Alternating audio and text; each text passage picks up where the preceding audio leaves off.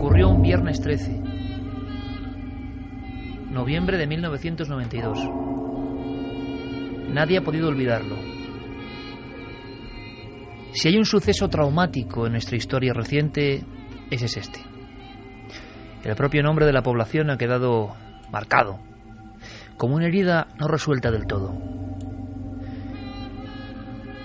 Por vez primera, los españoles éramos conscientes de un crimen prácticamente televisado al minuto, con un sinfín de posibilidades que pueden ser más fantasiosas o más reales.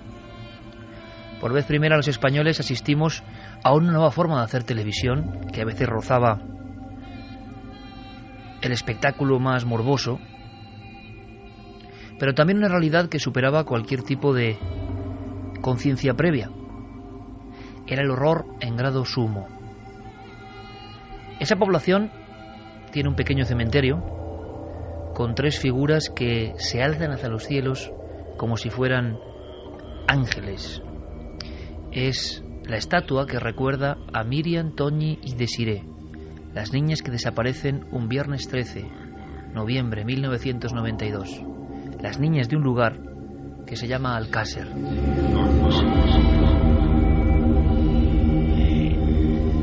Lo recordamos perfectamente, a nadie se le ha podido olvidar. La expectación, la desaparición. Ahora revisando viejos papeles, ahora revisando documentos, ahora indignados ante ciertas cosas, no solo en este caso que estamos viviendo, parece que nos visitan viejos fantasmas. Parece que resucitan antiguos horrores. Hace unos días, el asesino confeso de Anabel Segura, capturada y muerta mientras hacía footing a las afueras de la urbanización de La Moraleja. Pero apenas 48 horas después, Miguel Ricard, asesino, para algunos supuesto, de las niñas de Alcácer, por lo menos participante en aquella terrible orgía de sangre, en un lugar donde ni los lobos acuden, lo decían algunos escritores, un lugar remoto, la Casa de la Romana, pues también sale en libertad, con un pasamontañas. Se produce una sensación quizá parecida a la de aquellos años, una sensación de no saber qué está pasando exactamente. Quizá es una legal desgracia lo que estamos viviendo, pero está ocurriendo, y evidentemente nosotros, que siempre hemos sentido un escalofrío muy especial respecto al caso de Alcácer, por ejemplo, sí que vamos a contar algunas cosas. Quizá esta es la noche porque la actualidad está ahí. 20 años después de aquel viernes 13, ocurren cosas que nos conectan directamente con una noche de horror. Una noche que no es de historias de aparecidos o de historias que pueden dar cierto miedo. Es el horror en mayúsculas. El asesinato, para muchos no resuelto, de las niñas de Alcácer. Miriam, Toñi y Desiré, 15, 14 y 14 años. Iban a ir supuestamente a una discoteca, la discoteca Color, que también quedó marcada de alguna forma. Nunca llegaron. El destino, la mala suerte, la fatalidad, nunca lo sabremos. Pero si es como se nos dice, parece que en un principio el padre iba a acercarlas, pero Fernando García se encontraba con fiebre. Era un hombre que adoraba a su hija, que siempre la llevaba a todas partes. Sin embargo, justo esa noche, viernes 13, se siente indispuesto. Así que las chicas visitan a otra amiga, una amiga llamada Esther, que vive, que quizá esté escuchándonos, y que decidió quedarse en la casa. ¿Qué pensará esa chica? ¿Se salvó de milagro? Las 3 muchachas, 3 niñas. Hay un detalle de la acusación particular que pone los pelos de punta, y es que cuando permitieron el paso a la sala de autopsias, una de las personas que integraba la asociación Clara Campoamor comentaba que vio los bolsos de las 3 niñas de Alcácer. Los bolsos sobre una fría mesa.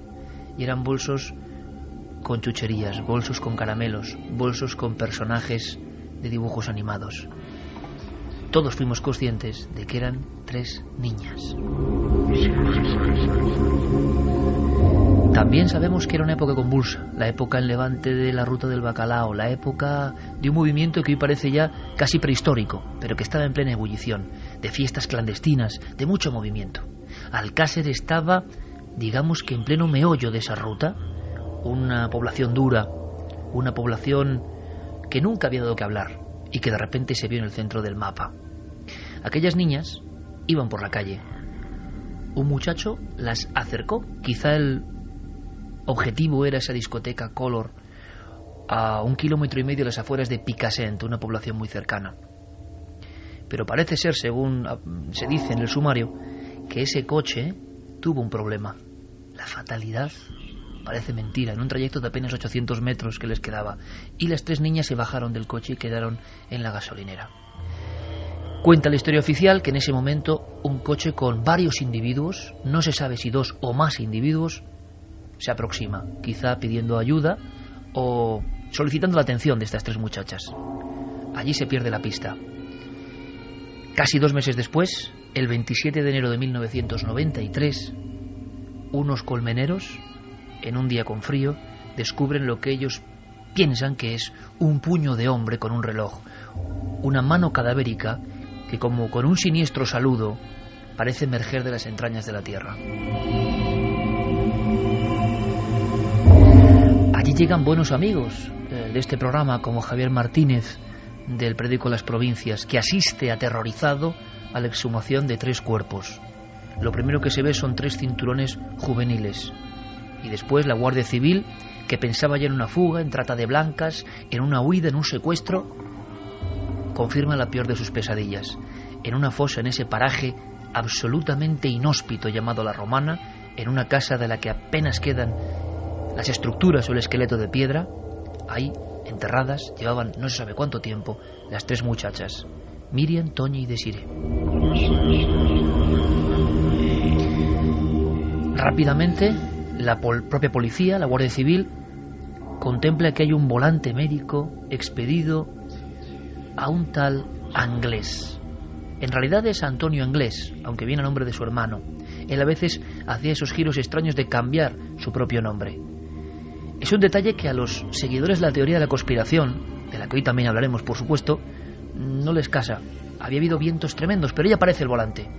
Se dirigen a casa de Anglés y este huye en la huida más fantástica, increíble, y si fue así, alucinante, de la historia de este país. Anglés deja más pistas en su huida a través de las provincias de Valencia y Cuenca, secuestra coches, duerme en chalets, pero la policía y la Guardia Civil, que son muy eficaces, no llegan a dar con él, y eso alimenta teorías. ¿Dónde está el asesino de las niñas de Alcácer?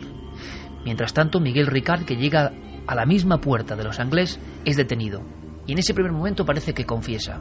Él ha estado en aquella escena, una escena que nadie, ningún ser humano, tan solo las alimañas, pueden entender. Una casa abandonada, 3 niñas, secuestro, tortura, en la que no vamos a entrar por supuesto, durante muchas horas, y después tiro de gracia y enterramiento. Se ha producido ese crimen. Esa es la teoría oficial. Hay otras que sobreviven 20 años después, otras que son más populares, como 1000-1 en proporción. Nos preguntamos por qué. ¿Por qué 20 años después mucha gente cree que lo de Alcácer es un caso no resuelto? A mí me gustaría decir qué opináis vosotros. El asesino Anglés, si es que es él, desapareció, sin rastro. Surgieron muchas incógnitas. El principal acusado de estar en aquella noche terrorífica, viernes 13, en La Romana, asegura horas más tarde que él es una cabeza de turco, que él es, para entendernos, de alguna forma un Lee Harvey Oswald en el mundo de la conspiración de JFK, alguien que ha sido empleado, utilizado. Las preguntas surgen rápidamente: ¿por quién y para qué? Comenzarán las autopsias, comenzarán las televisiones, comenzará la retransmisión, a veces nauseabunda, de algunos datos, y 2 posturas irreconciliables.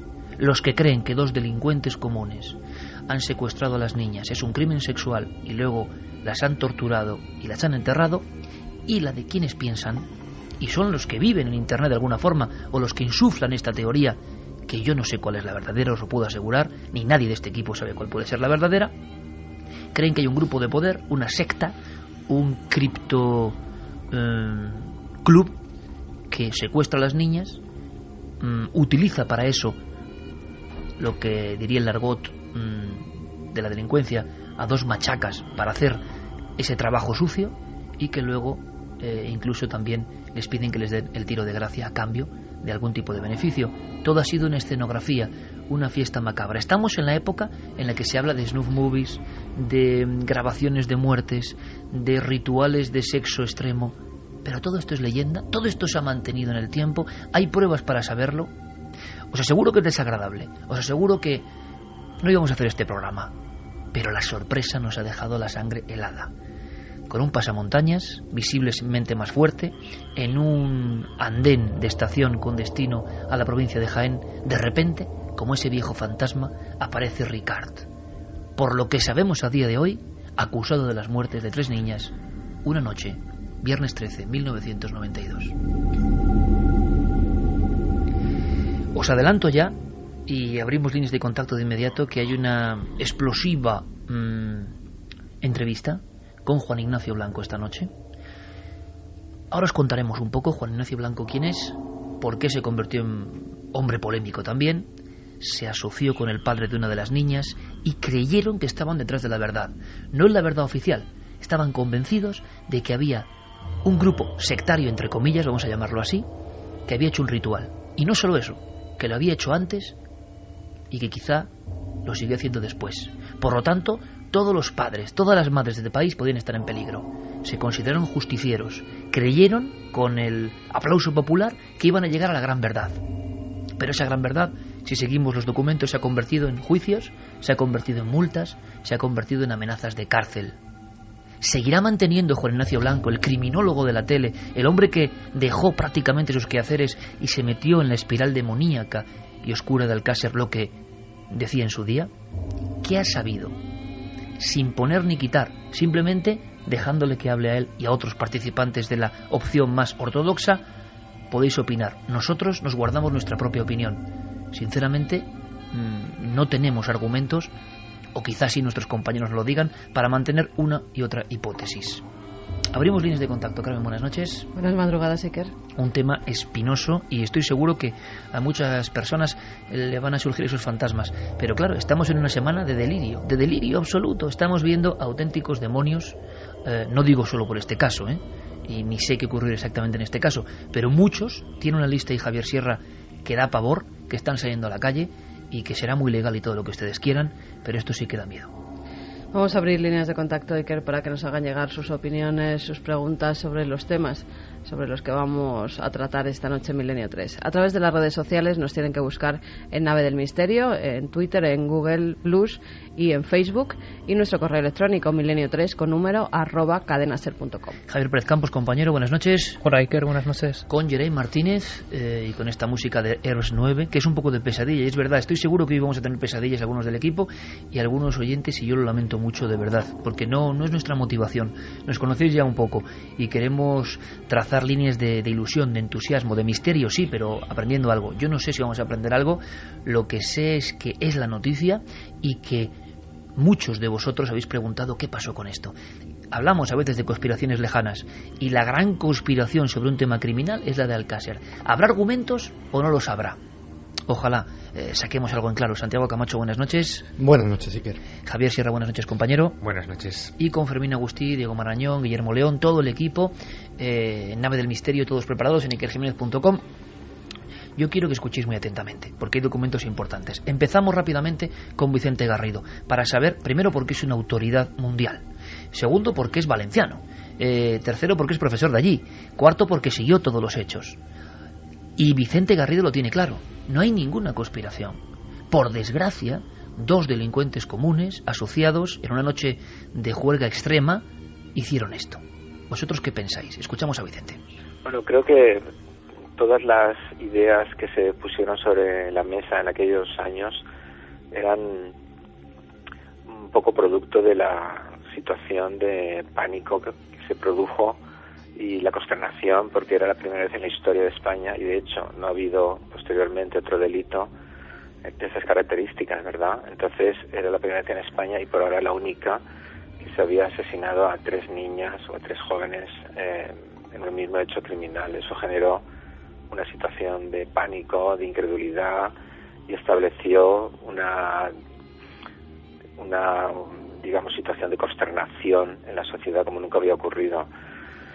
Pero a pesar de todo lo que se ha escrito y todas las ideas al respecto, a mí me parece obvio que se trató efectivamente de la acción de dos sujetos, porque dos sujetos determinados, y sobre todo considerando la personalidad de Anglès, el asesino que no pudo ser nunca capturado, pues daban a entender que esa acción se produjo. Además, ha de pensarse que la situación donde se contactaron las víctimas y los asesinos fue improvisada, es decir, no había nada preparado, simplemente vieron una oportunidad una vez que pudieron recoger a las niñas, y tampoco en aquella época existían teléfonos móviles para avisar a nadie, aunque otras personas escribieron, ¿verdad? Y de hecho recuerdo la acción de el señor Blanco, que hizo mucho daño a la criminología con una serie de declaraciones verdaderamente duras. Mi opinión, que he podido construir hablando con muchas personas que participaron luego en la investigación, que llevaron adelante el juicio, etcétera, es que era la acción efectivamente de los dos sujetos que resultaron incriminados. 1:48, estáis en Milenio 3 en la cadena SER. Hablaremos también hoy de Anabel Segura, como ejemplo de esos fantasmas que vienen a visitarnos de forma inesperada, como auténticas pesadillas hechas carne y hueso. Como decíamos, ayer mismo salía Ricard, no nos lo podíamos creer. Él dice que es inocente. Hay dos posibilidades para esto: que realmente lo sea, que sería tremendo, y que sea una especie de subterfugio para no enfrentarse a una realidad, una especie de creer en la teoría de la conspiración que él mismo en tiempo real fue siguiendo por parte de algunos investigadores. Pero ¿qué ha dicho Ricard? Se anuncia que el lunes, en determinados programas, en concreto hemos leído en Antena 3 Televisión, en Espejo Público, van a dar más información. Bueno, ya la opinión la vuestra, pero la sensación es que este hombre cree lo que dice, es una excusa. Escuchamos lo que ha dicho el único implicado en la muerte más dramática de la historia del siglo XX en nuestro país, y con más retazos de conspiración, justo a la salida de la cárcel.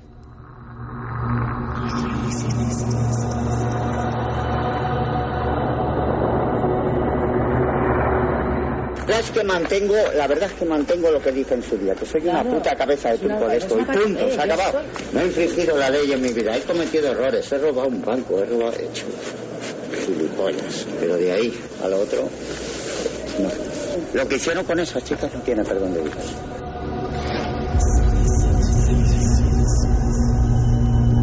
Y la conspiración es la palabra que va asociada al tema Alcácer, sobre todo la investigación de Fernando García, padre de Miriam, una de las niñas, el padre que estaba enfermo aquel día en la cama y que estoy seguro que eso no la puede olvidar nunca, ¿no? Y que no acompañó a la niña y a sus amigas. Eso le hace ir a investigar. Hay imágenes tremendas del padre Fernando García llegando al lugar donde han sacrificado prácticamente a su hija.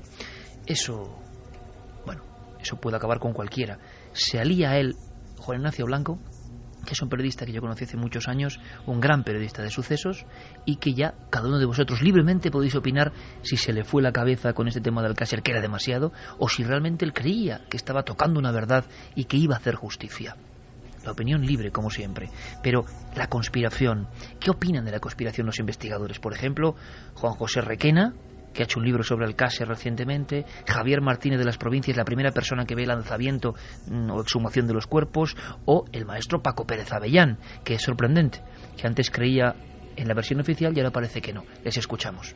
Yo creo que el móvil es exclusivamente lúdico-sexual y que los que hay detrás pues es un grupo de estos elitistas de degenerados. Miguel Ricard y Antonio Anglès no son más que dos cabezas de turcos, no tuvieron nada que ver en el rapto, tortura, violación y asesinato de la niña en Alcácer. La teoría de la conspiración que tanto defendió Fernando García y bueno, algunos de sus seguidores, yo la verdad es que me he leído prácticamente todo el sumario, son muchos folios y para mí no hay ni conspiración, ni complot, ni vídeos snap.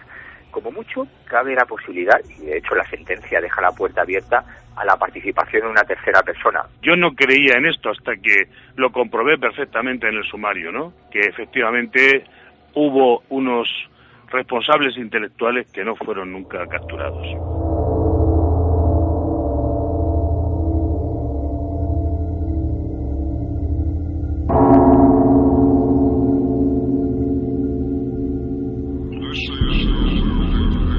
voces autorizadas, voces que incluso han cambiado con el tiempo. Pero llega el momento. Juan Ignacio Blanco, yo lo conocí en 1994 en Radio Voz. Hacíamos otro programa, Espacio en Blanco en aquel momento, y él tenía un espacio, nunca mejor dicho, llamado La Voz de las Sombras. Hablaba de criminología, y yo puedo decir lo que viví en aquel momento. Vi a un auténtico especialista, vi a una persona con una capacidad de trabajo y de comunicación impresionante, vi a un hombre entregado a su oficio, había sido director del caso, y era además la propia estampa, su perilla, sus cigarrillos Lola, era la imagen que uno tenía del periodista de sucesos, que va mucho más allá de ser una profesión, sino la vida. Por desgracia, acostumbrado a asomarse a la barandilla oscura de la vida, ¿no? Quizá para aprender y para evitarla. Conmigo fue siempre amabilísimo Juan Ignacio Blanco.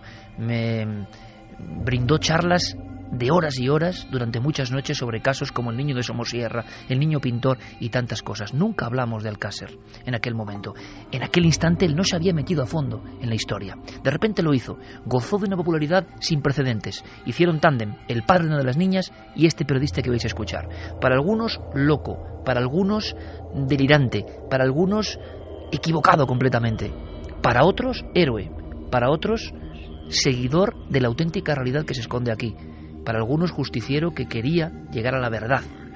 Bueno, llevaba mucho tiempo sin hablar, algunos compañeros habían podido hacer algunas entrevistas. Yo sé que Juan Ignacio, evidentemente, pues tendría que tener algún reparo para hablar a nivel nacional, porque ha tenido muchos problemas, querellas, amenazas de cárcel, multas. Ha sido un proceso larguísimo, muy destructivo también. Alcácer le ha traído más problemas.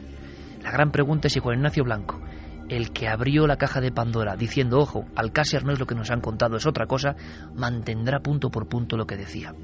Es de alguna forma reabrir también La Voz de las Sombras. A la 1:54. Juan Ignacio Blanco, buenas noches. Bien hallado, muy buenas noches. Muchas personas querrían preguntarte lo que te voy a preguntar yo ahora, porque hay una gran duda, ¿no? Juan Ignacio Blanco habrá acabado muy escarmentado del tema Alcácer, tuvo muchos problemas, se metió demasiado a fondo, fue un periodista de investigación. Han pasado muchos años y en estos días Ricard vuelve a la libertad, Alcácer vuelve a las portadas de los periódicos. La pregunta es, ¿Juan Ignacio Blanco mantiene lo que dijo en su momento tan polémico que causó tantos problemas para él? Por supuesto, pero no es una cuestión de que sea yo quien lo mantenga, lo mantienen las pruebas existentes. La versión oficial del caso Alcácer, que plantea la autoría de ese supuesto Antonio Anglés y la de Miguel Ricard, condenado por la Audiencia Provincial de Valencia, está basada única y exclusivamente en que supuestamente Miguel Ricard declaró que él junto con Antonio Anglés eran quienes lo habían hecho. Sin embargo, las pruebas reales, lo que se encuentra tanto en el sumario A como en el rollo de sala, como en el sumario B, que posteriormente quedó abierto para la posible averiguación de nuevos autores que hubieran podido cometer el delito, lo único que demuestran sin ningún género de dudas es que Antonio Anglés y Miguel Ricard no fueron los autores materiales de las torturas, violaciones y asesinatos de Miriam, Toni y Desiré. Juan Ignacio, hay mucha gente joven esta noche que yo creo que quizá por fortuna para ellos, aunque a veces hay que conocer el mal para entenderlo y evitarlo, ¿no? Pero que no conocen los entresijos del caso Alcácer. Si tú tuvieras que contarles cuáles son las pruebas, si puedes casi de forma telegráfica, a la que tú te sigues aferrando o que crees que demuestran esa teoría no oficial. Bueno, la primera de las pruebas fundamentales son los 8 vellos púbicos, que son los únicos que han sido analizados y sacado su ADN por el catedrático de Medicina Legal de la Facultad de Santiago de Compostela, y que demuestran que pertenecen como mínimo a 6 y probablemente a 8, y cito textualmente, personas diferentes, y ninguno de ellos es Antonio Anglés y Miguel Ricard. De Antonio Anglés y de Miguel Ricard no se encontró, como dice textualmente la sentencia de Alcácer condenando a Miguel Ricard, no existe prueba biológica en contra del acusado, ni una sola prueba que demostrara que Antonio Anglés y Miguel Ricard lo hubieran hecho, y sí vellos púbicos de 6 personas como mínimo, o de 8 probablemente. El segundo de los temas es la famosa cruz de Caravaca con una cadena que el profesor Frontela encuentra en la segunda autopsia y que inexplicablemente los 6 médicos forenses que realizaron la primera autopsia no vieron, y que estaba incrustada en la cuarta vértebra lumbar del cadáver número 2, que no pertenecía a ninguna de las niñas y que inexplicablemente tampoco sabemos qué es lo que podía haber, cómo podía haber llegado hasta allí, ni el motivo de estarlo. El tercero, la desaparición de la mano derecha del cadáver número 2 y de la mano izquierda del cadáver número 3, que tampoco nos explica la sentencia en sus hechos probados cómo ha podido suceder. El cuarto de los hechos, y quizá más importante, son las lesiones post-mortem que tienen las niñas. Según el relato de hechos probados de la sentencia contra Miguel Ricard, el caso termina cuando Antonio Anglés y Miguel Ricard, a pie de fosa, le pegan 3 tiros a las niñas, las entierran y se acabó. Sin embargo, los informes, tanto de los médicos forenses que realizaron la autopsia, como del profesor Frontela, como luego los posteriores informes del Instituto Nacional de Toxicología, demuestran que las niñas sufrieron penetraciones peneanas y con objetos post-mortem, algo que evidentemente no ha aclarado nunca la sentencia y que indiscutiblemente demostraría que Miguel Ricard no ha podido ser el autor, porque, como cualquier psiquiatra forense conoce, el realizar actos de necrofilia con cadáveres no es algo que pueda realizar cualquier persona, y muchísimo menos Antonio Anglés, una persona a la cual en un informe confidencial de la Guardia Civil que obra en el sumario se le define como homosexual, porque hay que dejar claro de una vez por todas esta situación. Antonio Anglés era homosexual y evidentemente un homosexual no se dedica a violar niñas. El siguiente de los hechos es la desaparición de la práctica totalidad de dientes en las niñas, pero fundamentalmente en las 3 desaparecen los 2 incisivos mediales sin que tengamos ningún tipo de conocimiento de cómo ha podido producirse eso.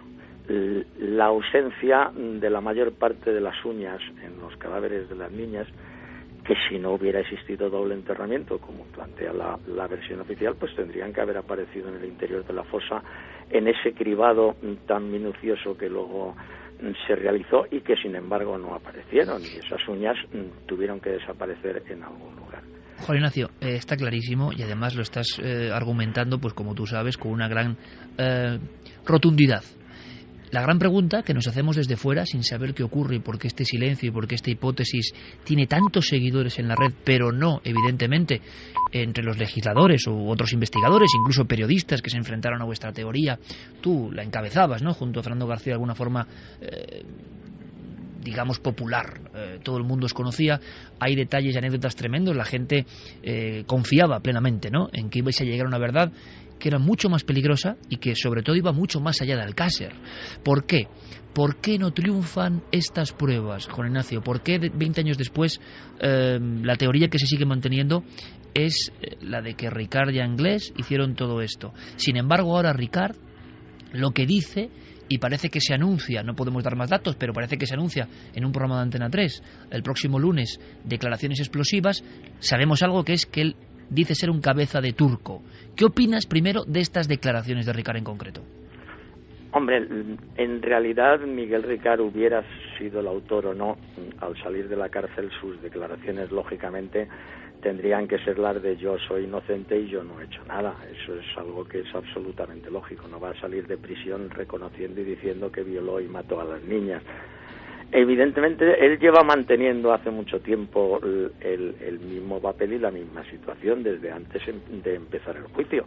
Otra cosa es que nadie haya querido dar pábulo a ese hecho, porque en el propio juicio en el que fue condenado, en su declaración, él nunca admitió haber realizado ninguno de estos hechos y se confirmó como un cabeza de turco, e incluso habló de las presiones que había recibido por parte de la Guardia Civil, que es algo que se trató durante el juicio. Pero evidentemente Miguel Ricard, lógicamente, lo que va a decir siempre es eso, que él es muy bueno y que no ha tenido nada que ver y que él ha sido un delincuente y ha atracado bancos y cosas así, pero que lo de matar y violar nunca lo ha hecho. De todas maneras, yo me he entrevistado en diferentes veces con Miguel Ricard, le he tomado declaraciones más de una vez en el sumario B, en el que yo estoy personado como acusación popular, y Miguel Ricard sigue manteniendo, lógicamente, que él no ha hecho nada de todo eso. Juan Ignacio, has dicho doble enterramiento. Bueno, evidentemente, si algo hay demostrado por las pruebas biológicas encontradas es que efectivamente los cadáveres de las niñas no estuvieron los 75 días enterrados en la fosa de la Romana, donde posteriormente aparecieron. Eso, bueno, hay un hecho muy claro para demostrarlo. El primero, la ausencia de livideces cadavéricas. Yo comprendo que a lo mejor hay gente que no lo sabe, pero en los cadáveres, como es lógico, cuando el cuerpo fallece, la sangre baja hacia las zonas más declives del cuerpo, y si el cuerpo se mantiene en esa misma posición, pues esas manchas rojas que se mantienen ya constantemente. En el caso de las niñas de Alcácer, algo que les llamó la atención no solo al profesor Frontela, sino a los 6 médicos que practicaron la primera autopsia, es que hay una ausencia de livideces cadavéricas que nadie consigue explicar el porqué. Y luego el segundo detalle fundamental es la presencia de fauna cadavérica en los cadáveres. Es decir, en los cadáveres hay moscas, en los cadáveres hay larvas de insectos, y lógicamente, si los hechos se han producido como dicen, que es las matan a pie de fosa y las entierran, es absolutamente imposible que toda esa fauna cadavérica haya podido desarrollarse en ese lugar. Pero como inexplicablemente no se analizó ni se estudió en ningún momento esa fauna cadavérica para haber averiguado precisamente la data de la muerte, porque uno de los temas en los que yo estoy completamente en contra es que las niñas permanecieron vivas durante muchos días. Por lo tanto, ¿qué pudo pasar, Juan Ignacio? Si puedes, digamos, hacer un guión terrorífico, evidentemente, de tu hipótesis, trasladarla casi a escenas, lo que has trabajado durante tanto tiempo. La teoría, hemos escuchado, está fundamentada en el aspecto de la hipótesis heterodoxa por diferentes vías, además, ¿no? Se habla de grupos poderosos, se habla de encargo de unos delincuentes de poca monta simplemente para hacer un trabajo y que luego pasan más cosas. Se ha llegado a hablar de criptogrupos o sectas. ¿Qué hay de todo esto en tu opinión personal, Juan Ignacio? Bueno, mira, yo antes que nada quisiera tener un recuerdo con la duquesa de Medina Sidonia, que en paz descanse, que es quizás mi gran adalid en toda esta investigación y que más nos ha ayudado y nos ayudó económicamente y en todos los aspectos a conocer qué es lo que ocurre. Pero por intentar ser breve, aquí ocurre que por intereses concretos de unas personas concretas se encarga a un grupo de delincuentes el secuestro de estas 3 niñas, que una vez que se realiza el secuestro con las 3 niñas, amén de los diferentes actos que ocurrieron, que ahí tendríamos que charlar durante mucho tiempo porque tú has planteado las diferentes hipótesis de lo que pudo suceder, pero evidentemente algo absolutamente terrorífico. Pero fundamentalmente hay que tener muy claro que el móvil no es un móvil sexual. El móvil de Alcácer es un móvil de poder. Y ese móvil de poder es el que hace que estas personas contraten a esas otras personas para que secuestren a las niñas, que las mantienen vivas durante un determinado tipo de tiempo, que incluso llegan a plantear chantajes al Estado, y que finalmente, tras llegar a determinados acuerdos, pues los cadáveres aparecen en un lugar determinado junto con los culpables, uno de ellos muerto ya.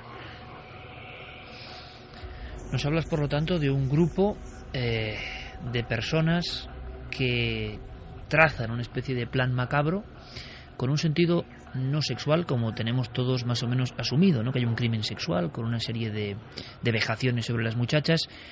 ¿Podríamos estar viendo algún tipo de ritualística en todo esto? Esos elementos que antes has contado de alguna forma sueltos, una cruz de Caravaca, algunas amputaciones. ¿Habría una especie de escenificación de algo en esas noches diferentes en tu teoría, Juan Ignacio?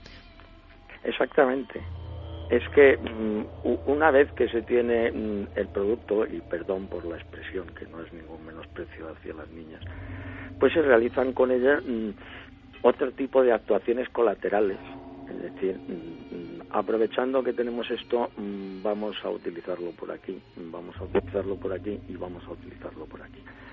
Pero evidentemente hay que tener muy claro que nos encontramos frente a un grupo muy importante de personas que evidentemente también entre ellos, no todo el grupo, sí participan y practican ciertas artes ritualísticas.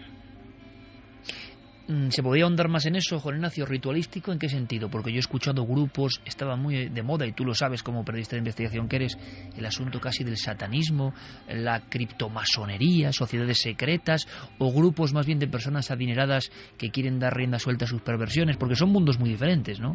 No, por supuesto, no tienen absolutamente nada que ver, pero no, ese segundo mundo de personas de poder y dinero que simplemente se quieren pegar una pasada con las chicas, yo eso le tengo absolutamente descartado. Es decir, no se trata de una juerga. No se trata de una juerga, en tu opinión, sino de algo perfectamente planificado. No, por supuesto, pero desde la primera línea hasta la última. Es algo además que se ha planificado en un tablero. Es un hecho que está tremendamente estudiado. Es decir, yo aquí recibí muchísimas informaciones del que tiene algo de información, que no es la Guardia Civil ni la Policía Nacional, sino que es el CNI. Entonces, evidentemente, el caso Alcácer es una apuesta contra el Estado importantísima. Y evidentemente en esas ramificaciones no todas las personas que participan en la trama pertenecen a estos grupos, pero muchas de esas personas sí pertenecen a determinados grupos que evidentemente son de gran complejidad como para que nos pongamos a detallarlos. Tú afirmaste que llegaste a ver incluso una filmación de estos hechos. Yo no sé si sigues pensando que eso fue así, entregaste la filmación a las autoridades, evidentemente. ¿En qué quedó todo eso? Bueno, es que lo que hay que tener claro es que las investigaciones que nosotros realizamos tenían una fuerza fidedigna tan importante como para que el entonces ministro del Interior, don Jaime Mayor Oreja, me recibiera a mí el día 14 de diciembre del año 1996, para el que quiera consultar las hemerotecas. No creo que el ministro del Interior reciba muchos periodistas para hablar de un caso concreto. Eso significa que antes has tenido que pasar pues desde el subsecretario hasta por toda la escala desde abajo, contando, explicando y demostrando los datos que tienes. Entonces, evidentemente, una de las cosas que había no era una grabación, era más de una grabación que yo tengo en mi poder y que evidentemente se entregaron en el Ministerio del Interior, porque yo entonces tenía un sentido de la responsabilidad absoluta.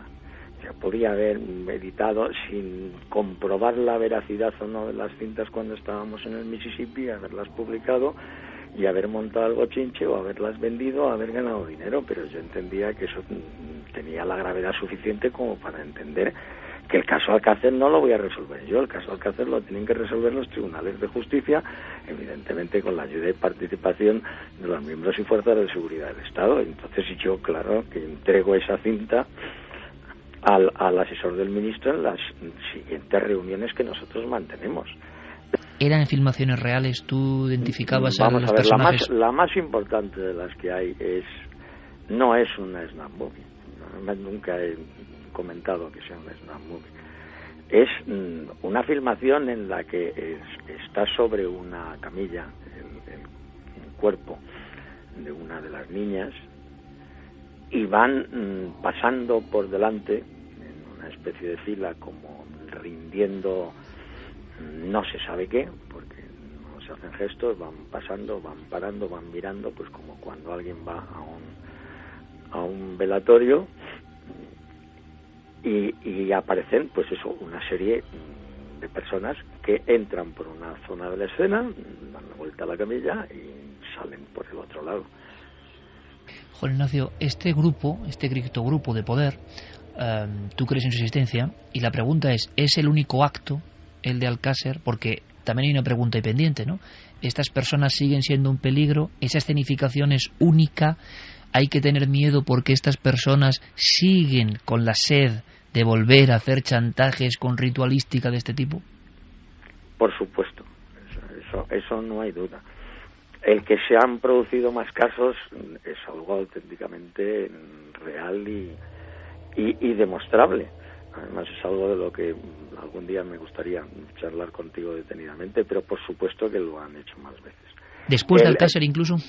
Sí, por supuesto que se ha hecho. Lo que pasa es que ya no necesitas esa repercusión mediática. Es decir, en este caso la repercusión mediática ya lo estuvieron buscando porque se realizaron muchos intentos con anterioridad, pero evidentemente no tuvieron la repercusión mediática ni la importancia dentro de las personas para que el objeto que tú tienes en tu poder pueda ser un objeto de chantaje importante. Evidentemente, si tú tienes 3 niñas que no se ha enterado nadie ni de que las tienes, pues al Estado le da exactamente igual que aparezcan muertas en una cuneta que no aparezcan.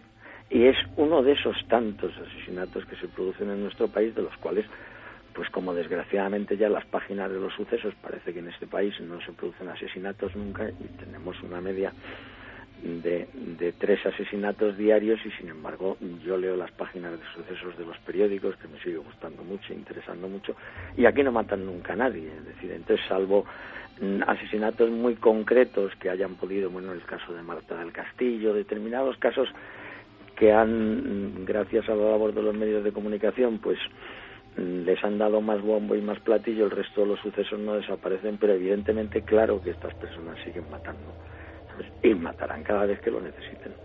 ¿Tienes miedo por tu seguridad, Juan Ignacio? ¿Lo has tenido? Bueno, miedo no, pánico. Lo que pasa es que, bueno, al final, por desgracia, uno se acostumbra a vivir con todo. Y de alguna forma, bueno, yo he dado a entender a todos estos grupos que yo soy bueno, que me porto bien. Llevo muchísimos años sin aparecer en los medios de comunicación.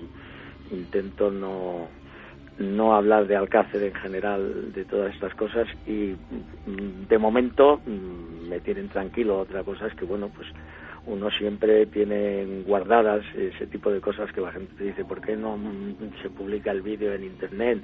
Lo vería todo el mundo. ¿Por qué no saca usted esa foto que tiene? ¿Por qué no hace no sé qué? Y dices, pues mira, pues en primer lugar porque yo lo que quiero es que vivir tranquilo junto con mi familia. Juan Ignacio, nos quedamos con una situación muy inquietante, como todo el caso Alcácer, ¿no? Pero especialmente las personas que somos padres, por ejemplo, podemos pensar, bueno, y ante esta situación que nos dibuja aquí Juan Ignacio Blanco, tenga la verdad o no la tenga, ¿qué puede hacer el ciudadano, no? Porque quizá la impotencia de enfrentarse a esto es lo que más asusta. Tú hablas de criptogrupos poderosos que hacen esto, y yo no sé, el periodista, el investigador, el ciudadano, la persona que nos está escuchando, ¿qué puede hacer entonces? Nada, esperar que no lo toque. Exactamente, rezar y que no te toque la China. No hay otra solución frente a ello.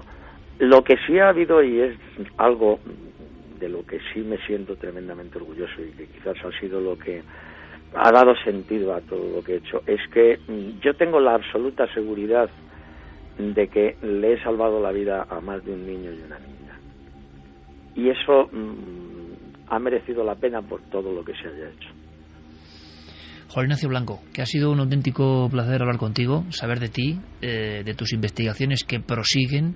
Sé que tienes un dominio web, un auténtico portal para investigación del crimen que es visitado, sí. Murderpedia, visitado en todo el mundo, y que espero que volvamos a encontrarnos. Un fuerte abrazo. Para mí ha sido de verdad un auténtico placer volverme a reencontrar contigo y, bueno, sobre todo agradecerte esas maravillosas palabras que dices de mí en tu editorial y sobre todo tu amistad después de tantos años. Muchas gracias por todo. Juan Ignacio Blanco, gracias. Milenio 3. Detrás del misterio. En busca de una respuesta. Cadena SER.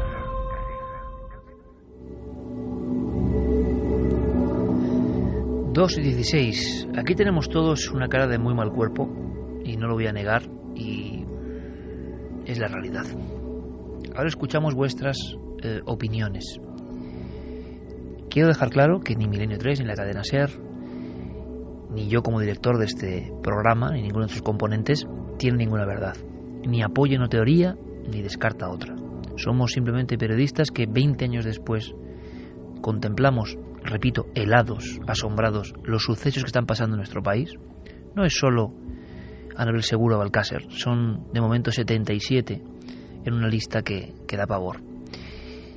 Y evidentemente, ante el aluvión de peticiones de meses y años de por qué no tocar este tema, no es que tengamos ninguna cobardía, es que a veces uno se da cuenta de que la oscuridad conduce a poco. Yo lo decía hace unas semanas, hay temas tan malignos que yo no sé si podemos ayudar de alguna forma, si podemos arrojar algo de luz, cuando la tiniebla es triple, cuádruple, quíntuple, ¿no?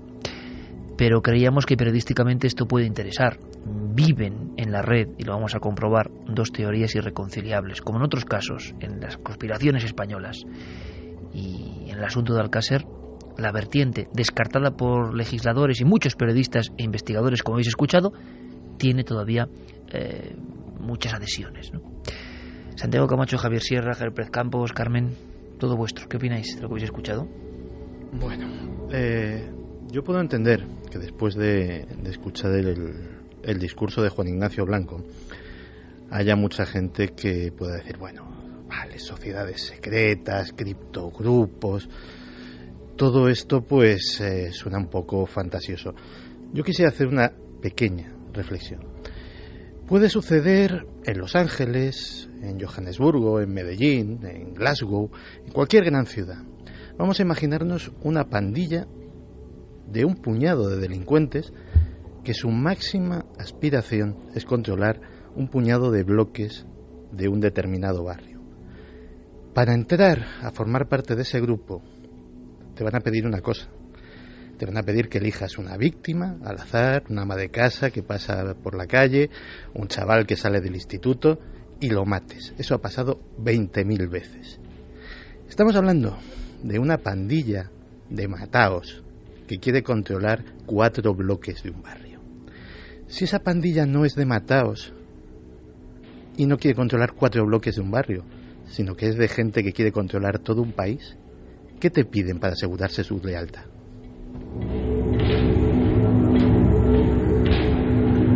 Pues no sé si lo he entendido bien, Santi, pero lo que dices me da mucho miedo y tiendo a pensar, ¿no?, que aquí hay mucha fantasía o que no se complementa. Caso, es que eso da mucho miedo. Si fuera así, Santi, esta gente no se deja grabar. No habría películas donde si no se deja grabar, no hay chantaje. Se muestran sus rostros o se puede identificar a alguien que aparezca en ese vídeo. Si son personas de poder, tendrían que tener controlado, ¿no? Es que eso solo funciona si hay una prueba contra ti que te tenga, dicho mal y pronto, sujeto por ahí abajo para siempre. Que no puedas traicionarle salvo después de haberte suicidado. O sea, claro, no hay otra. Pero no te dejarías grabar. Si no te dejas grabar, ¿qué prueba tienen contra ti? No, ese estuvo, pues tu palabra contra la mía. Bueno, y en caso de que existieran estas filmaciones, yo la pregunta que me hago es, si una persona está constantemente defendiendo una versión a la contra de la versión oficial y de repente caen en tus manos estas filmaciones que de alguna forma atestiguan a tu favor, no sé si yo pondría en manos de la justicia o de esa gente que defiende la versión más oficial estas filmaciones, ¿no? Si sabes que ellos precisamente están intentando hundir toda esa versión alternativa. Yo tengo la sensación de que Juan Ignacio Blanco ha mandado un mensaje entre líneas con todo lo que ha dicho. Es decir, claro, sabe mucho más de lo que puede contar. Si él realmente tiene esas filmaciones, yo no soy nadie para afirmarlo o negarlo, el mero hecho de que lo haya dicho y que lo esté diciendo durante todo este tiempo es como un mensaje se supone que la inteligencia que estaba detrás de este crimen.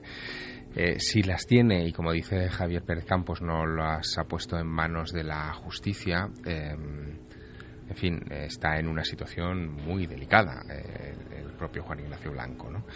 No sé. Dice que sí las entregó. Sí, él habla de Mayor Oreja. Sí. En su época que sí que las entregó. Otra cosa es que no hiciera nada con ellas. O asesores.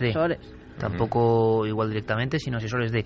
Aquí lo sorprendente, y lo que dice Santiago, y a mí me aterra, esto sería posible, es decir, yo entiendo perfectamente al periodista que se mete en una historia y cree de verdad lo que está haciendo, y observa lagunas que parece que además todos los investigadores, esto es importante, reconocen, porque hace 20 años no es hoy, que había lagunas.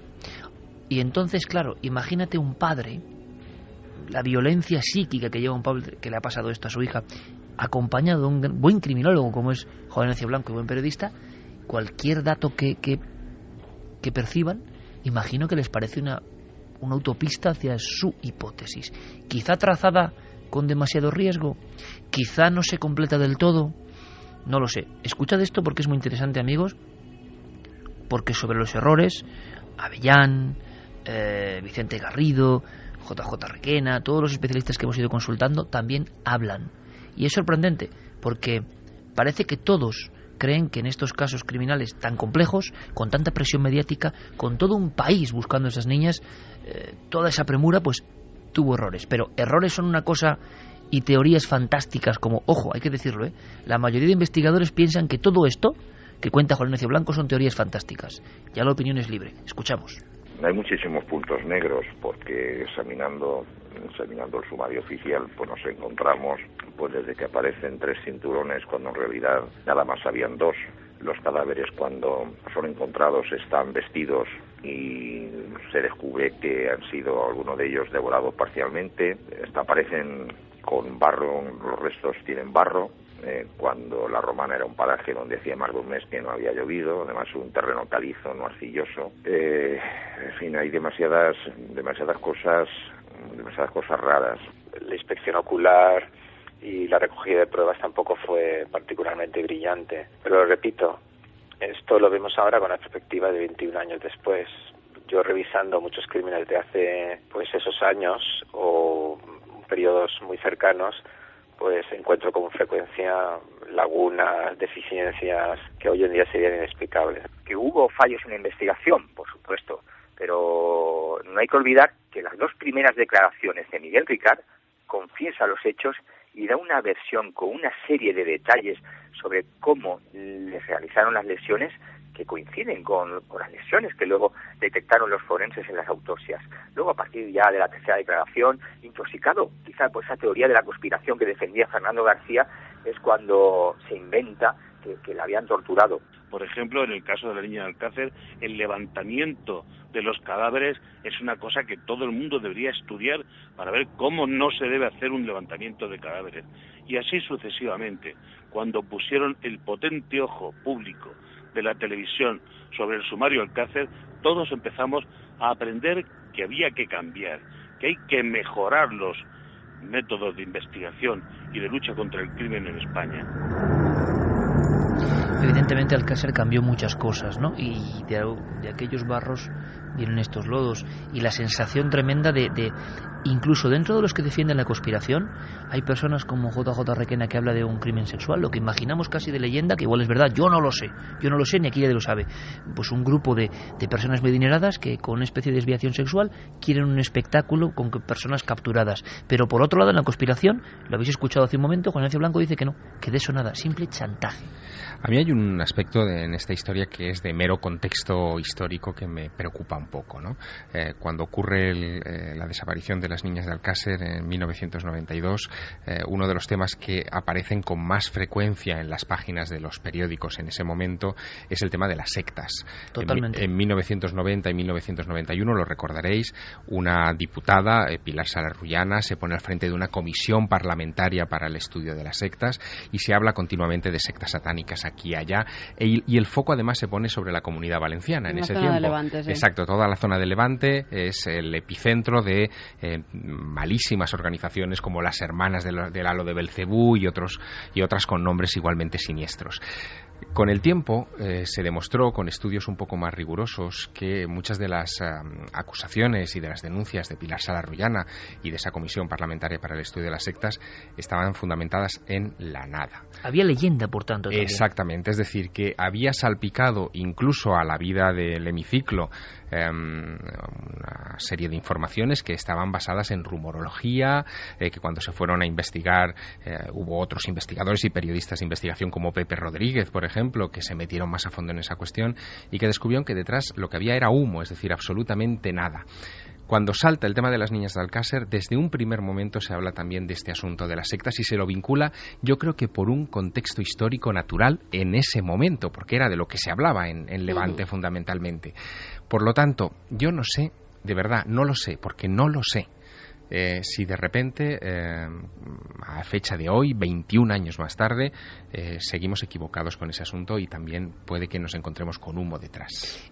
Santi, a mí me interesa una cosa. Evidentemente, ante declaraciones tan tremendas, ¿no?, sean reales o no, de Juan Ignacio Blanco y los seguidores de la conspiración en el tema Alcácer, lo que hay que trazar es paralelismos, ¿no? En otros lugares del mundo, de Europa, han pasado cosas parecidas. Se habló en la misma franja de tiempo del tema del Templo del Sol y de los asesinatos en Bélgica con niños, y los defensores de esta teoría heterodoxa decían, oye, ¿qué ha pasado en Bélgica? ¿Ha pasado en no sé dónde? ¿Qué pasa? ¿Que en España no van a pasar estas cosas? Pues en aquella misma época, y se ha sabido hace muy poco, por poner un ejemplo, en Reino Unido, el presentador infantil más popular de la BBC, Jimmy Savile, mantenía una red pedófila que implicaba a importantes cargos tanto del gobierno como del parlamento como de las grandes casas nobiliarias de aquel país. Curiosamente, aquello se mantenía más por una red de favores mutuos y una red de chantajes que porque estuvieran realmente interesados en tener sexo con los niños. Era una cuestión de yo me fotografío con el niño, patatín, patatán, y ya te tengo... Pero explícanos un poco, porque eso, por ejemplo, yo creo que Carmen se ha quedado confundida, yo también me he quedado confundido, no acabo de entenderlo muy bien. No es que digamos que sea en Alcácer, pero esta especie de chantaje, como dicen, ¿cómo funcionaría? Yo no lo entiendo muy bien, Santi. Esto funciona de la siguiente... Supongamos que hay un criptogrupo que secuestra niñas. Es tan antiguo como la mafia. Es decir, sencillamente todos los miembros de un grupo determinado que tiene unas intenciones poco claras o directamente delictivas, como muchos grupos, como por ejemplo las pandillas estadounidenses a las que hacía referencia, los Crips y los Bloods en Los Ángeles en la época del crack y todo eso, pues básicamente necesitaban unos lazos de lealtad entre ellos muy fuertes, que no hubiera delaciones, etcétera, etcétera. ¿Cuál era la forma de garantizarse que jamás hubiese un chivato entre sus filas? Que estuviese tan pringado como ellos, es decir, que tuviesen el resto de los miembros del grupo la suficiente artillería contra él en caso de que fueran detenidos por culpa de una delación suya. Es decir, vale, nos habéis detenido, este se ha archivado, pero que sepáis que este se cargó a fulanito tal día, a tal hora, con este arma que la tenemos nosotros. Digamos que ese es el funcionamiento, es decir, asegurarse la lealtad inquebrantable de los miembros. ¿Crees pero estamos en España? Vamos a ver, aquí siempre alguien se va de la boca. Esto que vemos, y esa gente, si es que hay gente implicada, muy importante, tendrán familia, tendrán hermanas, tendrán hijas. En algún momento la conciencia no les remueve y uno de ellos, aunque sea uno, tira de la manta. ¿De verdad te crees que estamos hablando de gente con conciencia? O sea, me parece un poquito ingenuo, ¿eh? Pues a lo mejor soy ingenua, pero creo que en algún momento dado esa gente... tiene una hija que le puede pasar exactamente lo mismo. Pero Santi habla evidentemente de una postura que es la del mal. El mal, cuidado, el mal, dicen, para los negocios. El mal casi siempre imbricado o unido al ultramaterialismo, para conseguir unas cosas. ¿Hasta qué punto el hombre se convierte en lobo para el hombre, en auténtico demonio? Claro, yo creo que quienes no creemos en el mal, quienes no lo tenemos dentro, de alguna forma, o intentamos pelear con él, te asombra mucho que haya personas malignas, porque claro, estamos en una sociedad, ojo, un ejemplo, que justifica permanente el mal. Alguien hace un crimen atroz y están preguntándose lo primero si tiene algún problema, si en la infancia no sé qué. Oiga usted, que en la infancia no sé qué, que hay personas que dejan su facultad de seres humanos conscientemente de ello, pero estamos en una sociedad que no quiere ver el mal. Pobrecito, siempre habrá hecho algo, habrá que... ¡Qué trauma! Pero oiga, que hay personas guiadas por el mal. El mal existe también, y eso quizás sea un problema, ¿no? Ya la sabes, no identificación. La mejor teta del diablo es convencer a la gente de que no existe. El mal existe. De hecho, dentro de muy poco, y supongo que a raíz de esto, pues tendremos que hablar de psicópatas en algún momento, en alguno de estos programas. Lo decíamos hace algún tiempo. Según el estudio al que recurras, entre un 3 y un 10% serían calificables como psicópatas. No todos los psicópatas son criminales, pero estamos hablando de personas que, llegados a hacer cualquier tipo de cosa, no tendrían ni remordimiento ni escrúpulos, sobre todo si supiesen que no les iban a pillar. La falta de empatía, la falta de sensibilidad. Y nos preguntábamos en la redacción, ¿no?, si hay un proceso de falta de empatía, de falta de sensibilidad, si los hechos más macabros y terribles ya no nos convulsionan porque estamos viéndolos a través de la pantalla todo el día, si hay una especie de cloroformación y bueno, sale un asesino, es que luego hablaremos de Anabel Segura y dice, yo he pagado. Oiga usted, ¿cómo que ha pagado? Que ha acabado con una vida humana de una niña de 22 años. ¿Pero usted qué está diciendo? ¿Pero usted qué está diciendo? ¿Le ampara la ley o no? Cuando la ley se separa tanto de la mínima humanidad. Entonces, ¿qué ocurre? Que bueno, eso va pasando, no, es que es legal, es que... Y quizá nadie acude al momento, acude al instante en que alguien arrebata la vida al otro, que no nos lo podemos ni imaginar, y se legisla con una frialdad que es alucinante. Dos preguntas pongo sobre la mesa. ¿Lo legal es lo justo? No. ¿Y lo justo es lo correcto? Claro, ese es el tema y el debate al que se está enfrentando la sociedad española en estos momentos. Un carrusel de monstruos, decía Vicente Garrido, como nunca hemos asistido en nuestro país. Bueno, Miguel Ricard es el número 77 de los liberados. La lista que en estos momentos está circulando ya por todas partes, arrancó con Inés del Río, una etarra que fue condenada a 3.828 años y un día de prisión, y que ha cumplido 26 años y 3 meses, fue la que cuestionó al Tribunal de Estrasburgo la doctrina Parot y la que ha conseguido de alguna manera este carrusel de liberaciones. Pero es que en esa lista de 77 nombres y apellidos y condenas, en fin, hay casos tremendos. Está, por ejemplo, Pablo García Ribado, un violador que fue condenado a 1.721 años, ha cumplido 17, es el violador del Portal y ya está en la calle. Domingo Troitiño Arranz Etarra, 1.118 años de condena y 9 meses, cumplidos 26. José Antonio López Ruiz Etarra, 1.200 años de condena, 1.210, cumplidos 26. Fue la persona que ejecutó a Yoyes ante su hijo de 3 años, recordemos, a la arrepentida de ETA. En fin, Juan Carlos Arruti, 1.285 años, cumplidos 24. Juan José Zubieta, 1.851 años, otro etarra, cumplidos 22, está en la calle, etcétera, ojo etcétera. Al asunto de los psicópatas, violadores, asesinos de niños. Lo hemos dicho alguna vez, que es como atentar contra lo más sagrado del universo, ¿no? Y quizá la sociedad en su conjunto, aquí sí puede haber conspiración o no, no lo sé, como que, bueno, te habla de lo legal, de bueno, sí, tiene que ser así, llevarse las manos a la cabeza, pero estamos asistiendo a algo y nunca se piensa mucho en la víctima. Claro, el horror de arrancar una vida conscientemente de que se hace. Y como apartamos la muerte en esta sociedad, también apartamos el concepto del mal. Claro, ni los curas, entre comillas, creen en el diablo, pues ¿cómo vamos a creer en el mal, no? Pero el mal está por ahí y se apodera de personas en ocasiones. Y hay personas que conscientemente quieren hacer el mal.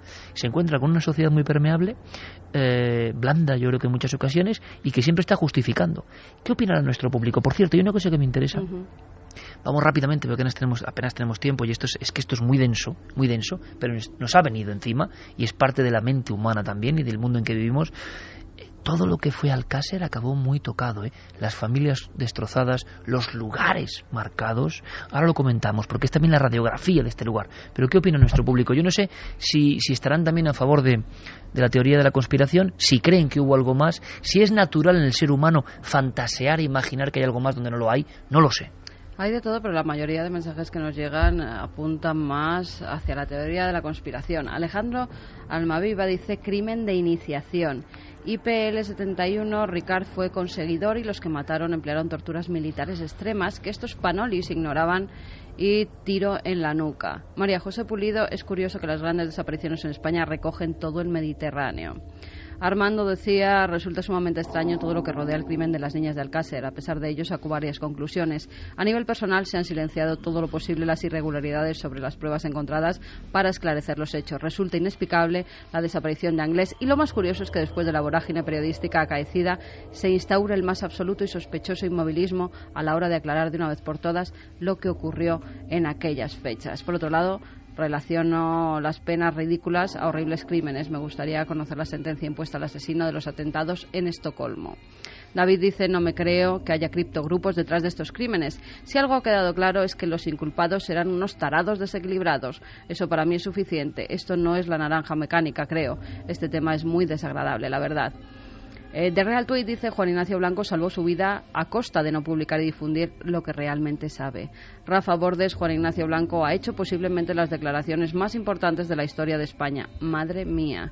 Ana María: buenas noches, milenarios. Estoy escuchando la entrevista y tengo dos preguntas. La primera es si la sentencia de Ricard fue condenado como autor de los hechos o como colaborador necesario para la ejecución de los mismos. Colaborador necesario. Ya que, según estoy escuchando, realmente no existen pruebas biológicas de que fueran los autores. Y la segunda pregunta es si no he entendido mal, el segundo acusado, es decir, Anglés, ¿está muerto? Estoy de acuerdo en que en este caso hay un velo oscuro que no dejó satisfecho a nadie. Nos decía también Navegante Milenario: todo este caso me recuerda a la sección de Santi Camacho, esos grupos de poder que tienen una doble vida y practican ritos indescriptibles. Los cuerpos aparecieron porque quienes lo ordenaron así quisieron. Los de chantaje al Estado implica que alguna autoridad lo tenía que saber. De piedra la entrevista con Juan Ignacio Blanco.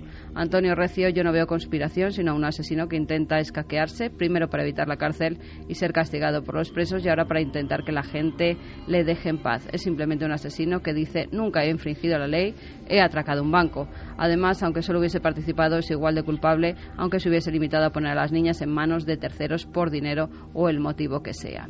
María: esto huele a chamusquina. Con este tipo de cosas siempre siento que somos unos imbéciles, que nos lo creemos todo, del ámbito que sea.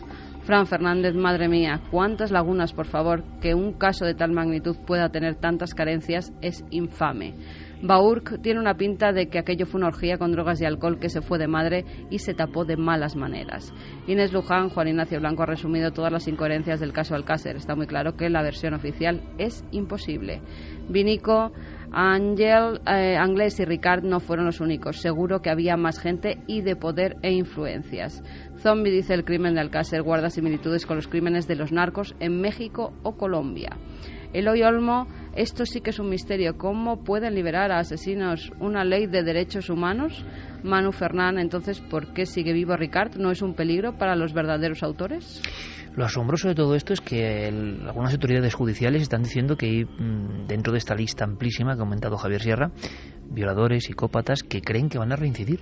De Anglés lo dijeron, de Ricard, perdón. Claro. Lo dijeron, que no era conveniente que saliera porque podía volver a delinquir, que era... Entonces la desprotección es la de la gente que va por la calle. Totalmente. Pero no solo eso. Los sacamos a la calle y encima les pagamos 400 y pico euros, cuando en España hay niños que no tienen que llevarse la boca. Es todo eso de nuestros impuestos. Esto es una especie como de locura, ¿no? Que cuando uno observa la locura en la que vivimos, la estructura burocrática ha vuelto todo del revés. Lo más esencial del ser humano está vuelto del revés. Yo creo que por fortuna también nadie concibe muy bien lo que es una muerte arrancada violentamente. No se suele ver, ¿no? Uno no es consciente. Por eso hay esa lejanía. Bueno, lo han matado y la gente... No, es que es mucho más grave. Es que matar es algo que yo creo que no imaginamos. Y ya matar a alguien indefenso y matar a unas niñas, pues imaginaos. En el tema de Alcácer, con lo que concluimos, sabemos que hay un reguero de opiniones y todas van... Se dijeron además un montón de cosas, y que desde videntes fueron a buscar a las niñas a varios chalets, porque muchos videntes en esos 75 días que no aparecían mandaron incluso a la policía, que algunos de ellos hizo caso y fueron a los chalets donde ninguno decía acertó. Que estaba. Ninguno de ellos acertó. Se dijo también que las niñas habían participado en un ritual de sanación porque el padre de una de las niñas estaba muy enfermo y que ellas habían acudido engañadas para para que ese padre se pudiera sanar. Se dijeron muchas cosas. La mayoría barbaridades, ¿no? Claro, ante un caso, imaginaos la magnitud, ¿no? Seguramente los más jóvenes no os acordéis, pero era un terror en España. Lo comentábamos en redacción, Javier Sierra y Carmen lo vivieron porque tenían casa en esa zona, no Alcácer en sí, pero sí la Comunidad Valenciana en aquellos años, y había auténtico pavor, había auténtico pánico cuando Anglés desaparece y todo el mundo considera que es el asesino. Hay terror en las calles, terror con las chicas encerradas en casa, ¿no? Sí, nosotros además, pues lo has dicho tú bien antes, era la época de la ruta del bacalao, que no solo era en Valencia, sino que era por toda la comunidad valenciana. Y en la época, ya desde que desaparecieron las niñas, los padres, fue en la época después además de Navidad, esa Nochevieja, a nosotros, por ejemplo, no nos dejaron salir, a las amigas, porque las niñas estaban sin aparecer todavía. Yo recuerdo verdadero pánico, nos venían a buscar a todas partes. Había ciertos rumores de que los asesinos estaban por la zona de Alicante, incluso en la zona que yo vivía, entre Guardamar y Torrevieja, se decía que la pinada de Guardamar estaba, cuando ya se sabía que eran Anglés y Ricard, que estaba Anglés, que se había escapado desde Valencia. Recuerdo cómo incluso la policía hizo varias redadas por la zona ante los rumores crecientes que había, y que mucho tiempo no nos dejaron salir solas, que los padres venían a buscarnos porque había auténtico pánico social en la zona. En Alcácer hablábamos del cementerio, tiene que ser impresionante, ¿no? Está esa figura de las tres niñas como elevando sus alas, ¿no? Niñas que tenían todo un proyecto de vida, es lo que ocurre, ¿no? El contraste entre alguien que ha cometido la barbarie, sea quien sea, no me estoy refiriendo a este caso, a cualquier otro, y sigue viviendo, a ver si me dan un trabajo, no sé qué, y uno ya no piensa en esa niña que tenía todo el proyecto de vivir, y que alguien que se cruzó en su camino se lo segó. Fíjate, Iker, ese cementerio es muy visitado por gente que va de vacaciones o que pasa por la zona. Dicen los enterradores allí que mucha gente, sobre todo en verano, que es cuando la gente más veranea en la Comunidad Valenciana, se acercan hasta allí, aunque estén veraneando en otros pueblos, simplemente para hacer una fotografía al monumento que se hizo a las niñas de Alcácer. Son las tres niñas unidas en un solo cuerpo y desplegan unas alas y miran hacia las alturas, ¿no? Es impresionante, es un caso único por todos los componentes que tiene, ¿no? Y el misterio de alguna forma para muchos sigue ahí. Todo quedó maldito. Es verdad que tocar Alcácer parece un poco maldecirse también, ¿no? Y yo espero el mal trago, que no sea mucho el que estamos dando esta noche, pero es nuestra obligación, que también somos periodistas, ¿no?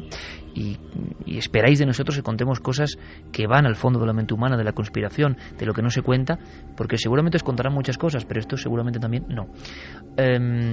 La discoteca, ¿os acordáis? Lo decíamos al principio, estas pobres crías iban a una discoteca llamada Color, había una fiesta del instituto, las tres tenían una hora de estar en casa, a las 9:30, eran ya las 8 y desaparecen. La propia discoteca, donde nunca llegaron, se arruinó, nadie quería ir, vieron miedo al lugar, familias de las niñas que murieron prácticamente de pena, desolados. Esas familias ahora han hablado algunos de los padres y no se lo pueden creer. Todo lo que tiene que ver con Alcácer es una geografía también de la destrucción, ¿no? La discoteca desapareció en enero de 2012, la echaron abajo, y durante todos estos años había cambiado varias veces de nombre para que no se identificara con la discoteca de las niñas de Alcácer, y que no tenía ninguna culpa el pobre negocio, pero en ningún caso, y viendo ya que eso no remontaba de ninguna manera, decidieron tirarla porque se estaba convirtiendo en un lugar para que la gente sin techo durmiera, y entonces pues los dueños del terreno decidieron echarla abajo. Pues escuchad ahora esto, por favor, porque un día antes de la salida de Ricard, resulta que vuelve, como decíamos, ¿no?, como un miedo ya superado, antiguo. Es un hombre con pelo largo, gafas, un gorro, un aspecto un poco mendicante, con un carrito, y resulta que lo reconocemos porque enseguida nos viene a la memoria la historia de Anabel Segura, una chica que en una lujosa urbanización de Madrid salía a hacer footing, no tenía otra culpa, salir a hacer footing, y de pronto, cerca del colegio escandinavo, en la zona de Moraleja, para una furgoneta blanca y dos individuos la secuestran. Aparecerá muerta mucho tiempo después. Decía este hombre, el churrero le llamaban, que ha salido a la libertad, que fue un error, que él ya ha pagado su pena. Curioso concepto también, pagar pena, ¿no? Ya ha cumplido. Esa niña 22 años, apareció muerta y fue como un revivir el caso Alcácer, aunque individualizado. Aquí lo interesante de cara al misterio es que por vez primera se contó con grupos de investigación, de visión remota, muchos videntes. Por desgracia los videntes a veces lo único que hacen es embrollar el camino de la investigación, pero aquí supimos, tanto en Alcácer como en Anabel Segura, demasiado poco tiempo entre dos crímenes tan horrendos, que la policía muchas veces conectaba con ellos. Pero si algo sobrecoge es, por ejemplo, la llamada de la falsa Anabel Segura, la propia familia, que acabaron hastiados de videntes y de gentuza, creyeron, no era Anabel, pero creyeron casi por la esperanza de aferrarse a que su hija estaba viva. Hubo 900 días de secuestro, entre comillas, que luego se convirtieron en muerte, una muerte mucho más rápida de lo que las autoridades pensaban. Y escuchamos también a una de estas personas pidiendo dinero, porque aquí la mezquindad, el dinero, al parecer motiva todo esto. Hola, padres. Esta gente no me cuida mal, así es que a ver si esto se termina pronto. Hasta luego. Papá. Adiós, mamá. Hermana, te quiero mucho. Adiós. Ahora escúchame con atención. ¿Han escuchado la voz de Anabel? Si no se cumplen todas nuestras peticiones en la entrega del dinero, dentro de 30 días después de recibir nuestra cinta, son un poco las voces de la maldad humana. ¿Hasta qué punto ellos sabían que habían matado cerca de la población, en la comarca de la Sagra, a esta chica, la habían dejado en una fábrica abandonada, y aún así siguieron llamando durante meses a la familia pidiendo rescate? ¿Hasta qué punto hay que preguntarse, ya no solo sectas, criptogrupos, sino hasta dónde llega la mezquindad humana? ¿Hasta dónde? En personas que podían pasar como cualquiera de nosotros, que se podían cruzar en la calle sin ningún problema. Tenían problemas económicos y decidieron secuestrar a una chica. Se pusieron nerviosos, no tenían infraestructura, según dijeron, la mataron. Hay que imaginar a esa chica sola, ¿no? Que es de lo que casi nadie se acuerda. Se habla de legalidad, de leyes, pero de eso... Hubo videntes de todo tipo, de todo pelaje. Decía la policía en su época que había videntes que señalaban un mismo sitio en Guadalajara. Curioso, que por ejemplo 3 videntes a un inspector le dijeron el mismo pueblo de Guadalajara. Paloma Navarrete, nuestra amiga Paloma Navarrete, farmacéutica, licenciada en psicología, y que sabéis que tiene esa sensibilidad, también fue consultada por el tema de Anabel Segura. ¿Lo recuerda así? Vino a verme a la consulta una persona muy próxima a la familia de Anabel. No era familiar, era una muy amiga de la familia. Estaban muy angustiados, como es evidente, y sobre todo ella quería intentar saber qué había podido pasar con Anabel. Vino unos días, no me acuerdo ya porque esto es hace mucho tiempo, pero yo calculo que como una semana o algo así después de que ocurriera el secuestro. Entonces lo que yo pude ver en la bola de cristal es que habían sacado a Anabel en un coche y la habían llevado fuera de Madrid. Y luego lo que pude ver es que Anabel no aparecería viva, porque yo la veía que no estaba viva, y además veía que ellos se deshacían de ese cuerpo, pero yo no pude precisar exactamente el lugar donde ocurrió.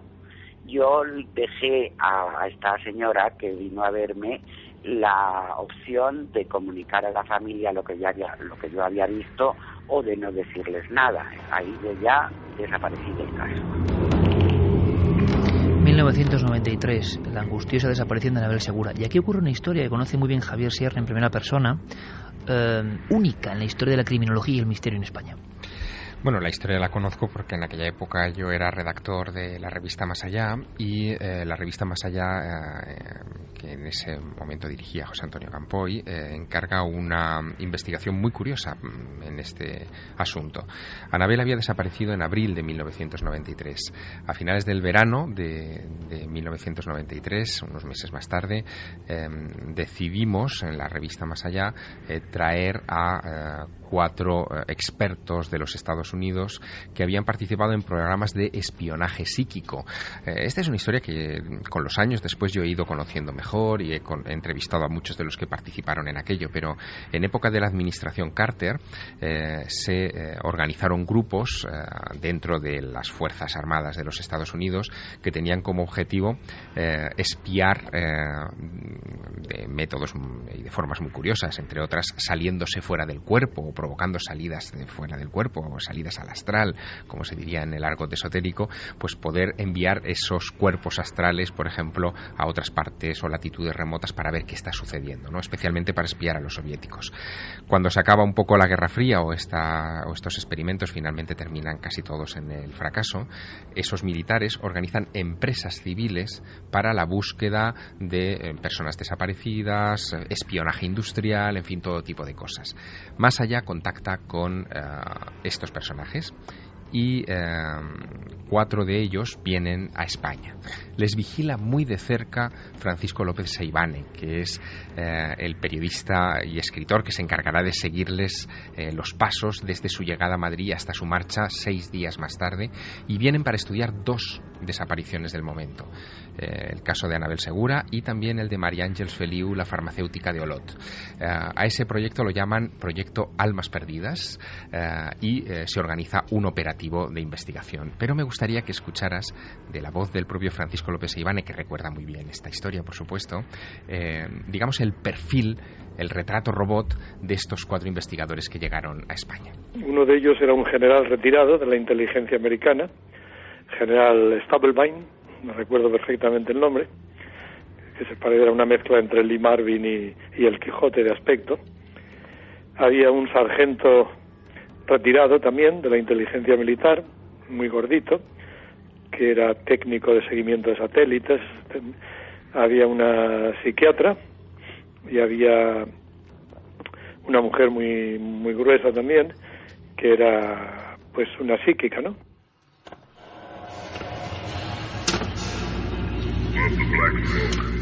El general Albert Stubblebine ha saltado a la fama con los años, ¿no? Él es el protagonista de un libro y después de una película muy famosa que se llamaba Los hombres que miraban fijamente a las cabras.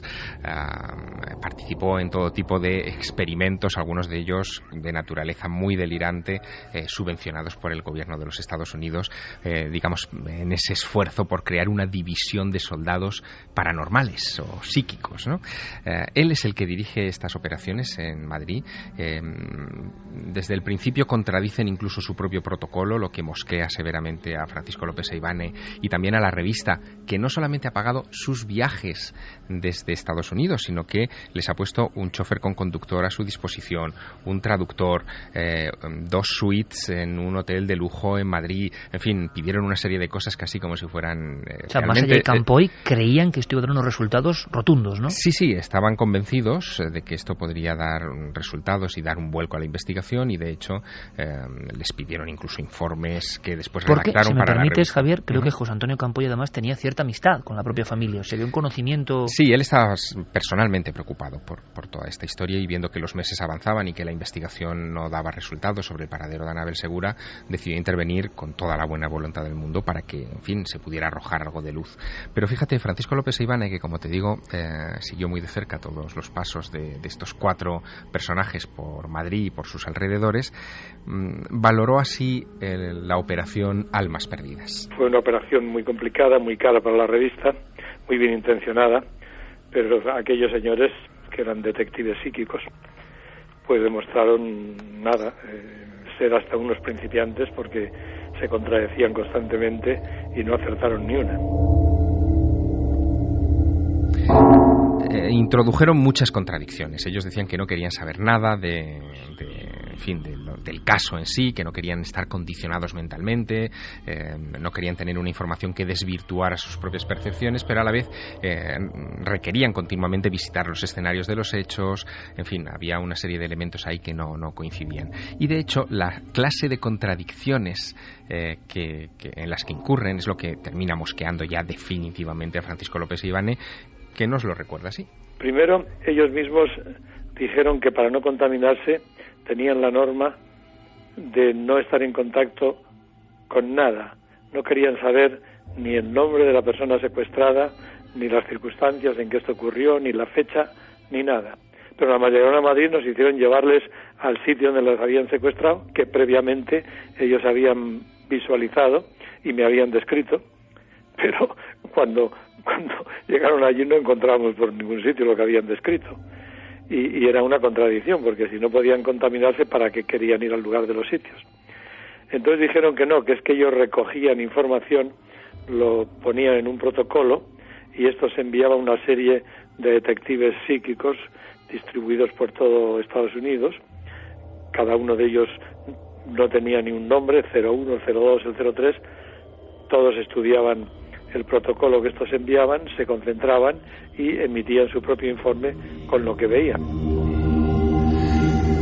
O sea, que da la sensación, Javier, de que la historia de la visión remota, en este caso de Anabel Segura, historia que os contamos y que seguramente no conocíais, la otra página oculta de un suceso dramático, no resultó. Fue un gran fracaso, hay que decirlo. Sí, ellos llegaron incluso a aportar detalles específicos, en fin, muy llamativos, ¿no? Decían que Anabel estaba en un pueblo de la Sierra de Madrid, que empezaba por Na y tenía las letras AR en algún lugar. Uno podía imaginarse enseguida Navacerrada, pero ellos insistieron que era Navarredonda, ¿no? Llegaron a ir a Navarredonda, vieron que aquel pueblo no se ajustaba a las visiones que habían tenido. De nuevo fue un sonoro fracaso. ¿Se dice eso en el informe? Sí, eso se dice. Es curioso porque se sabe que los captores de Anabel Segura estuvieron en varias poblaciones de Ávila durante horas dando vueltas porque no sabían qué hacer, y yo no sé si es una de esas poblaciones. Bueno, ese extremo no se confirmó, pero lo que sabemos, en fin, por cómo se desenlaza todo cómo se desarrolla todo este caso, es que finalmente en septiembre, 2 años más tarde, es decir, en 1995, septiembre del 95, se encuentran los restos de Anabel en un pueblo que se llama Numancia de la Sagra, Toledo, en la provincia de Toledo. Pero es curioso, Javier, yo no había caído en esto, porque siguiendo un poco las pistas, estos hombres no van directamente a Toledo, sino que sobre todo en la provincia de Ávila, en varios pueblos, están horas y horas con la furgoneta porque no saben qué hacer. Lo que ocurre es que cuando llega toda esta información a manos de la policía, porque evidentemente la revista lo pone en manos de los inspectores que están llevando el caso, es tal la avalancha que ellos han recibido de informaciones de todo tipo procedentes de videntes que probablemente lo guardan en un cajón y no le dan mayor atención. En este asunto de los videntes hay muchos que se autopostulan, algunos famosísimos que quedaron desacreditados por ello, que incluso se publicaron artículos en la propia revista Más Allá donde se hablaba de ese descrédito y que llegaron incluso a llevar a juicio a la revista, perdiendo por primera vez juicios contra la publicación. Nos vamos ya mismo y continuamos con muchas más cosas en Milenio 3.